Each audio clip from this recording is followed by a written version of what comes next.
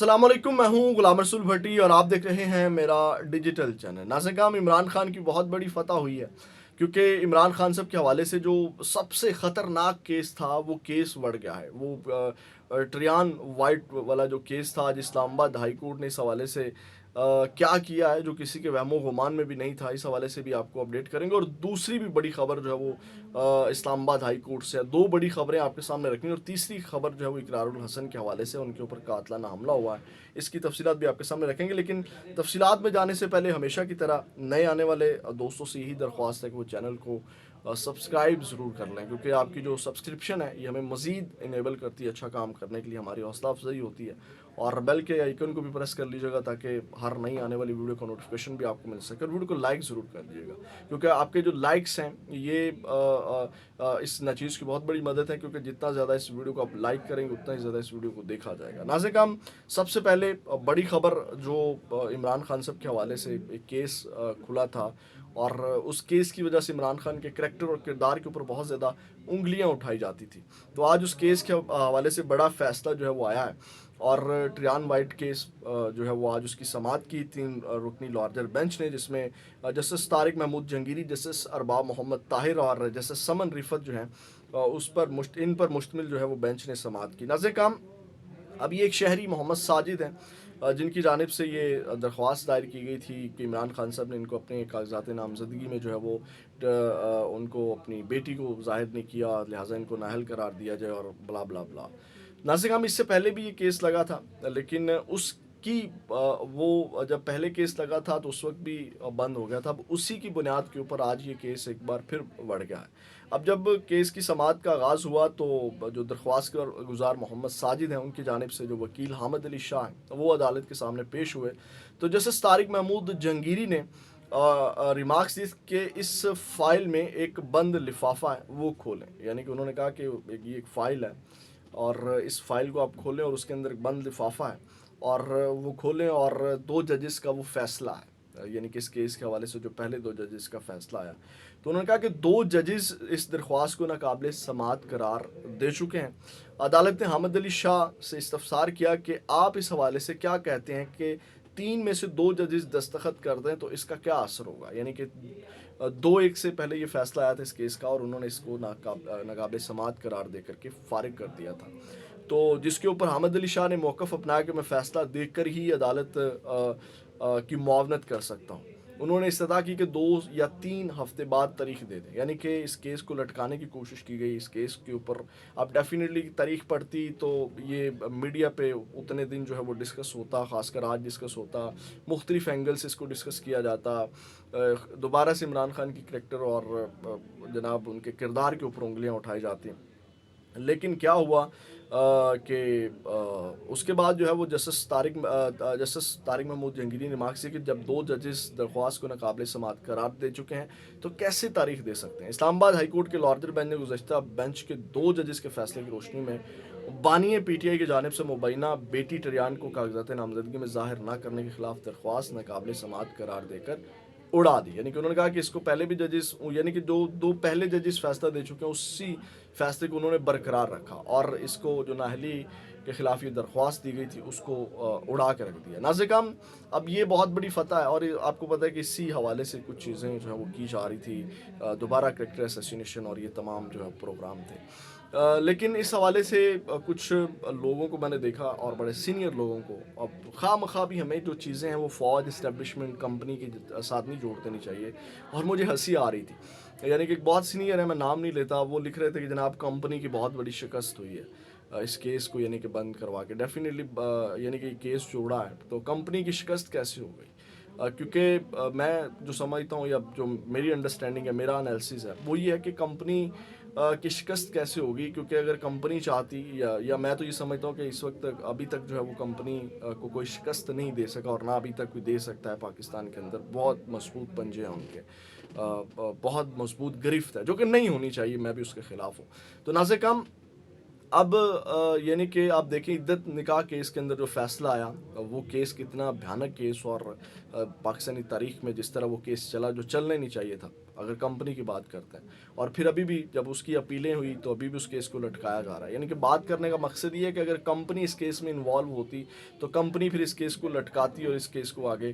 لے کر کے چلتی اور اس کیس میں کوئی تاریخیں ڈلتی, چاہے ان کو عمران خان کو ریلیف ملتا. تو خواہ مخواہ بھی چیزیں ہمیں کمپنی کے ساتھ ریلیٹ نہیں کر دینی چاہیے, خواہ مخواہ بھی ہمیں جو ہے وہ عنصر نہیں دینا چاہیے نفرت کا, اور اس طرح کی چیزیں جو ہمیں نہیں دینی چاہیے. جو ایکچوئل چیزیں, جیسے میں اب کھل کر کے بات کر رہا ہوں کہ عدت نکاح کیس میں وہ عمران خان کو ٹارگٹ کیا گیا اور اس میں وہ فیصلہ ساز کمپنی جو ہے ملوث ہے اس کے اندر. ناظرین ہم آگے بڑھے دوسری بڑی خبر کی جانب, تو اس میں بھی آپ حیران ہوں گے کہ اس میں بھی جو ہے وہ راتوں رات کس طرح جذبات اور حالات بدل گئے. میں نے بہت تعریف کی جسٹس محسن اختر کیانی کی, اور میں نے کہا کہ قوم کو اس طرح کے ججز کے ساتھ کھڑے ہونا چاہیے, لیکن پتہ نہیں پھر کیا پریشر آیا, کیا مجبوری بنی, پھر مینیج کر لیا گیا. پھر ڈیفینیٹلی میں تو یہ سمجھتا ہوں ان کے اوپر پریشر ڈالا گیا ہوگا. اب ناظرین ہم وہ جو فرحاد احمد ہیں شاعر اور جو صحافی ہیں, ان کی بازیابی کے حوالے سے آج پھر سماعت ہوئی جسٹس محسن اختر کیانی. سب سے پہلے سماعت سنیں کہ آج کیا اس سماعت کے اندر چیزیں ڈسکس ہوئی, پھر اس کے اوپر وہ میں اپنا انالیسس دوں گا کہ جناب کس طرح حالات اور جذبات بدل گئے. ناظرین ہم جب سماعت کا آغاز ہوا تو اٹارنی جنرل منصور عثمان عوان نے جو ہے وہ عدالت سے کہا کہ تمام کوئٹس کی جانب سے جو ہے وہ میں یقین دہانی کرواتا ہوں کہ احمد فرحاد کو ہر طرح کے وسائل بروئے کار لا کر ایک ہفتے میں بازیاب کرا لیا جائے گا. اور انہوں نے اس حوالے سے ان کی بازیابی کے لیے ایک ہفتے کا وقت مانگ لیا, ایک ہفتے کی مہلت مانگ لی, اور انہوں نے عدالت کو یقین دہانی کرا دی کہ کوئی شخص لاپتہ نہیں ہوگا. جس کے اوپر جسٹس محسن اختر کیانی نے کہا آپ کی یقین دہانی کیا تمام کوارٹرز کی جانب سے ہے, یعنی کہ کیا آپ ان تمام لوگوں کی نمائندگی کر رہے ہیں, تمام حلقوں کی, ان کے بہاف کے اوپر بات کر رہے ہیں. تو اس کے بعد انہوں نے کہا کہ آپ نے یقینی بنانا ہے کوئی شخص لاپتہ نہ ہو. آپ نے یہی بیان سپریم کورٹ میں بھی دیا, اگر بازیابی نہ ہو سکی تو یہ ریاست کی ناکامی ہوگی. پھر ناظرین ہم جو ایمان مزاری ان کی وکیل ہیں, انہوں نے کہا کہ ہمیشہ اسٹیریوٹائپ بیانات عدالت میں دیے جاتے ہیں, اور کرنل ریٹائر انعام الرحیم کو بھی آئی ایس آئی نے اٹھایا اور پھر مکر گیا, لیکن بعد میں معلوم پڑا کہ وہ آئی ایس آئی کے پاس ہی تھے. کم از کم کسی شخص کو ریکور کروانا جو ہے وہ ریاست کی ذمہ داری ہے. اس کے بعد ناظرین ہم ان کی بازیابی کے حوالے سے جو جسٹس محسن اختر کیانی ہیں, انہوں نے ایک ہفتے کا تو وقت نہیں دیا, 4 دن کا وقت دے دیا, جمعے تک 24 مئی تک. اور انہوں نے کہا کہ انہوں نے اٹارنی جنرل سے کہا کہ امید ہے کہ امید آپ سے ہے, یعنی ریاست سے لوکیٹ کریں اور پیش کریں. یعنی کہ 4 دن کی مہلت دے دی گئی اس کیس میں, اور 24 مئی تک اس کو ملتوی کر دیا گیا. اب وہ میں نے جو بات کی کہ حالات بدل گئے, جذبات بدل گئے راتوں رات, تو آپ کو یاد ہوگا کہ جس طرح سخت ریمارکس تاریخ میں اس طرح کسی جسٹس نے ایجنسیز کے حوالے سے ابھی تک پاکستان کی تاریخ میں اس طرح ریمارکس نہیں دیے, اس طرح سٹانس اور سٹینڈ نہیں لیا. لیکن رات بدلی, اور جیسے اس سے پہلے میں اگر آپ کو بتاؤں تو جو طلبہ جو بلوچ طلبہ ہیں, ان کے حوالے سے بھی سماعت ہوئی جسٹس محسن اختر کیانی کی عدالت میں. تو وہاں سافٹ رویہ تھا کہ اس میں بھی انہوں نے کہا کہ ہم نہیں چاہتے کہ ایجنسیوں کے معاملات میں ہم رکاوٹ بنیں, لیکن ایجنسیاں اگر قانون اور آئین کے مطابق کام کریں گی تو ہم رکاوٹ نہیں بنیں گے, اور اگر وہ آئین کے خلاف کام کریں گی تو یعنی کہ اس میں ہم رکاوٹ بنیں گے. ڈیفینیٹلی اس سے کسی کو کیا اختلاف ہو سکتا ہے. تو آپ اندازہ لگائیں کہ وہ جو کہتے تھے کہ 2 سیکٹریز کو کل جناب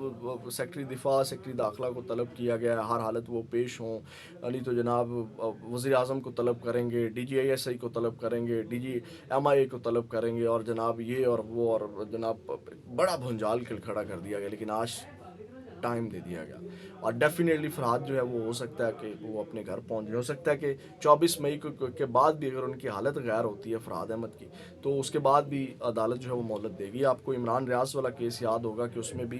وقت مانگتے رہے آئی جی, اور وہ تمام چیزیں وہ کہتے ہیں جی ہماری سیٹلمنٹ ہو رہی ہے, آ رہے ہیں, کر رہے ہیں, قریب ہیں. اور کیونکہ آپ نے صحت دیکھی اینکر عمران ریاض کی, تو جب وہ بہتر ہوئے, کچھ تھوڑا سا بھی چل پھرنے کے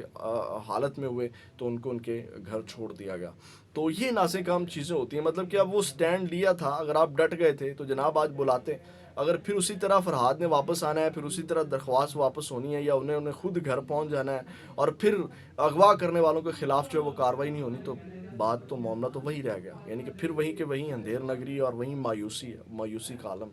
تو یہ ناکام رات گئے, تمام جذبات اور حالات جو ہیں وہ بدل گئے. چیزیں پاکستان میں اسی طرح ابھی بہت وقت لگے گا. آگے بڑھے ناظرین. اینکر جو اقرار الحسن ہے ان کے حوالے سے، ان کے اوپر آج قاتلانہ حملہ ہوا ہے، اور وہ گجرانوالہ کی ایک نجی یونیورسٹی کی ایک تقریب میں شرکت کے لیے جا رہے تھے، اور جیسے ہی وہ اس نجی یونیورسٹی کے گیٹ کے اوپر سے انٹر ہونے لگے ہیں تو وہاں کچھ نوجوانوں نے ان کی گاڑی کے اوپر حملہ کر دیا، پتھراؤ کیا، شیشے توڑ دیے، گاڑی توڑ دی، جس میں اقرار الحسن اور جو ان کے ساتھ جو 2-3 لوگ تھے وہ محفوظ رہے، ان کو وہ بچ گئے، ان کو کوئی چوٹیں وغیرہ نہیں آئی۔ تو اقرار الحسن کا کہنا ہے کہ جناب یہ حق خطیب کی جانب سے میرے اوپر حملہ کروایا گیا، تو گاڑی کو ٹھیک ٹھاک توڑا گیا ان کی، اور وہ واضح دیکھا بھی جا سکتا ہے وہ جو نوجوان حملہ کر رہے ہیں، اور اقرار الحسن کہہ رہے ہیں کہ حق خطیب کے وہ نعرے بھی لگا رہے تھے جب میرے اوپر حملہ کیا جا رہا تھا۔ افسوسناک چیز ہے اگر حق خطیب کی جانب سے یا حق خطیب کے ماننے والوں نے یہ حرکت کی ہے، انتہائی قابل مذمت ہے، اور اقرار بھائی کو بھی یہی کہوں گا کہ ان کو جو ہے وہ ڈیفینیٹلی ان کی ایک جنگ چل رہی ہے حق خطیب کے خلاف، اور وہ ایک اچھی جنگ لڑ رہے ہیں، اور وہ ایکسپوز کر رہے ہیں وہ جو لوگوں کو دین کے نام کے اوپر فراڈ کر رہا ہے، دھوکہ دے رہا ہے، لوگوں کو لوٹتا ہے، ان کے جذبات کے ساتھ، ان کی بیماریوں کا ناجائز فائدہ اٹھا کر کے اپنی دکان جس نے چمکائی ہوئی ہے، تو ان کو اپنی کیئر کرنی چاہیے اقرار بھائی کو، اور سیکیورٹی کے ساتھ یا احتیاط کے ساتھ جو ہے وہ کہیں نہ کہیں موو کرنا چاہیے۔ یہ ناظرین اب تک کی اہم اپڈیٹ سے اپنا بہت زیادہ خیال رکھیے گا۔ پاکستان زندہ باد۔